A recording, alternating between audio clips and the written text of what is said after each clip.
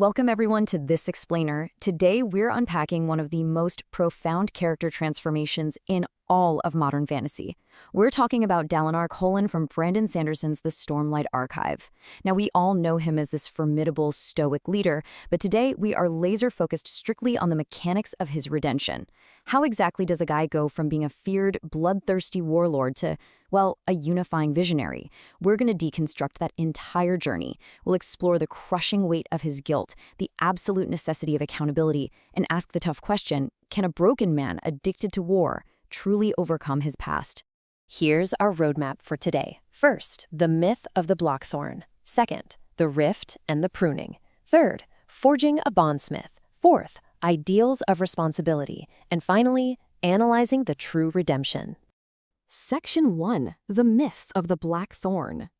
You know, Dalinar wasn't just a tough general. He was the Blackthorn, and a huge part of those early atrocities were powered by something called the thrill. Now, this isn't just a fancy metaphor for getting pumped up for a fight. It's a literal, supernatural force of bloodlust on Roshar that pushes combatants into a state of relentless, unthinking violence. Imagine an adrenaline high, but twisted into a magical, terrifying extreme that just constantly demands bloodshed. But here's the critical part. Dalinar didn't just fall victim to it. He embraced it. He practically used it as an emotional outlet for his very real addiction to war. He was a guy who drank in the chaos of battle, to the point where he couldn't even distinguish friend from foe when he was deep in its grip. And during this era, you've got two completely opposite forces pulling at him. On one hand, his brother, King Gavilar.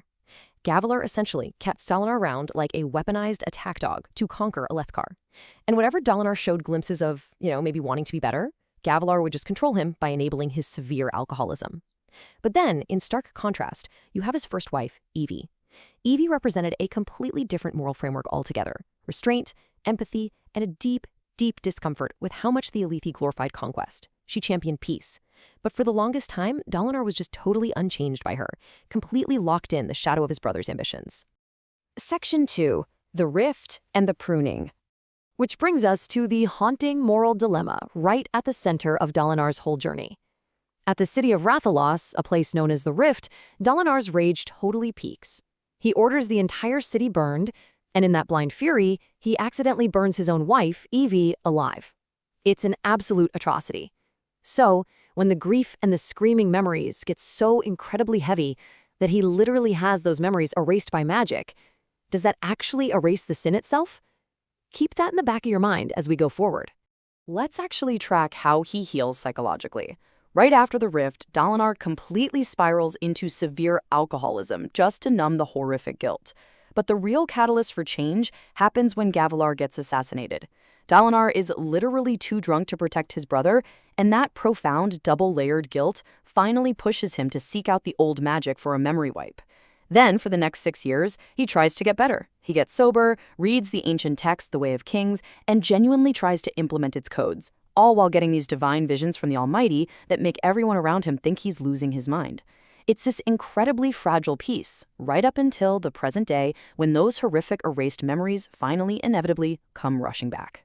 But here is the truly fascinating thing about that memory wipe. Cultivation, who is a literal god on Roshar, she didn't just wave a wand and grant him absolution. She didn't magically make him a good person. She told him it was a pruning, a careful excision to let you grow. It was an incredibly calculated move. By temporarily lifting that crushing burden of guilt, she gave him the breathing room to build a much stronger psychological foundation. He had to become a better man before he could ever hope to survive facing the worst parts of his past. Section 3. Forging a bondsmith.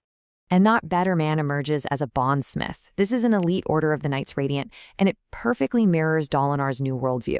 Instead of conquering through fear, a bondsmith is all about drawing people together, and it comes with wild abilities. The man who once burned cities to the ground now literally wields the magic to mend solid stone and forge profound spiritual connections between totally disparate peoples. Plus, he's not doing this alone anymore. Navani Kholin acts as a true intellectual and emotional partner here, helping him reshape society and proving that he's finally capable of a healthy, equal relationship.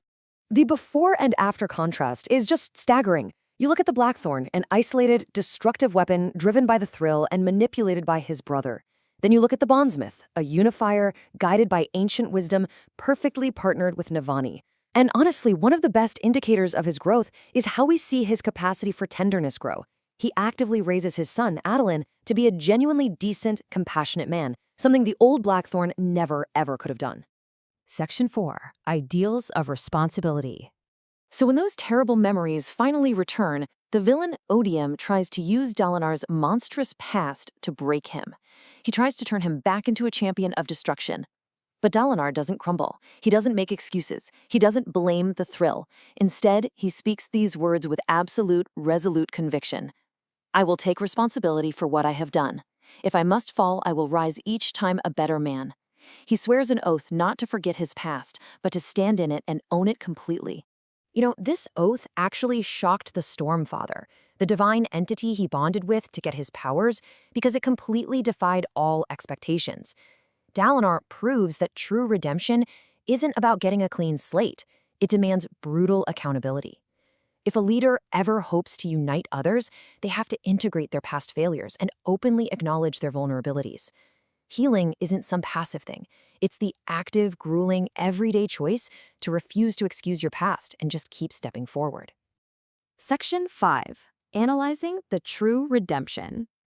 Okay, let's take a step back and cleanly separate the established book facts from how the community analyzes them. Fact: Dalinar killed Evie at Ruthless. But the speculation asks, did he fundamentally change his nature, or did he just redirect his intense authority toward causes he now deems good? Fact: cultivation pruned his memories. Academically, this is viewed as him navigating a tricky space of trauma, moving from invulnerable masculine violence into a new space of emotional vulnerability. Fact: he became a unifying bondsmith. But the fandom debates, does his massive personal growth rely a little too heavily on Evie's suffering? It's a really fascinating divide. On one hand, you have academic papers that highly praise Dalinar's emotional evolution. They argue he achieves a redefined heroism precisely by refusing the hypermasculine social demands of Alethkar and bravely stepping into emotional honesty. But on the flip side, some community critiques point out what they see as a structural flaw: the fridging of Evie. They argue that using Evie's horrific trauma and death mostly as a narrative catalyst for his self-confrontation, rather than exploring her on her own terms, kind of compromises the transformation. But regardless of which analytical lens you view him through, the thematic takeaways are just huge. Dalinar completely shifts the paradigm of heroism on Roshar. He learns the incredibly hard lesson that facing your emotions holds infinitely more power than numbing them away with wine or the thrill.